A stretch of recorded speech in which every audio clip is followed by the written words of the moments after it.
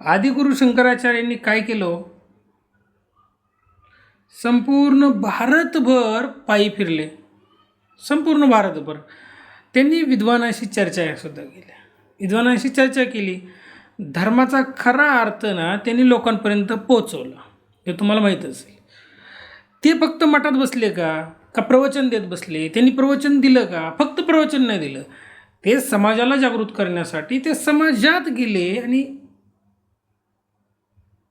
प्रत्येक ठिकाणी जाऊन आपल्या धर्माचा प्रचार केला. या उलट आज काय होते माहिती आहे का? AC हॉल आहे आणि हॉलमध्ये प्रवचन चालू आहे, मोठे मोठे कार्यक्रम होते, पण समाजात काही बदल होतोय का? समाजात बदल हा शून्य आहे, दिसतच नाही. का?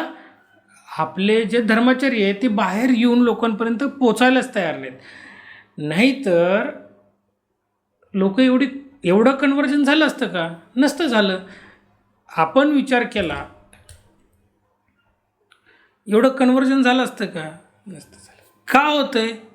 कारण का आपण त्या लोकांपर्यंत पोचत नाही, आपण लोकांच्यामध्ये धर्म वाढीसच लावत नाही. लोकांना धर्म समजतच नाही, तर ते कसे शक्तिशाली होतील आणि कसे ते धर्मासाठी काम करतील? त्यांनी धर्मासाठी काम करावं म्हणून सुद्धा त्यांना धर्म माहीत असणं गरजेचं आहे ना. ज्याला धर्मच माहीत नाही तो कोणत्याही पंथाला धर्म मानून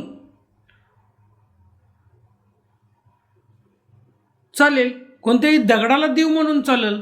त्याला जर देव काय आहे हेच माहीत नसेल तर तो काहीही करेल. त्याला परब्रह्म काय आहे हेच माहीत नसेल तर तो काहीही करेल.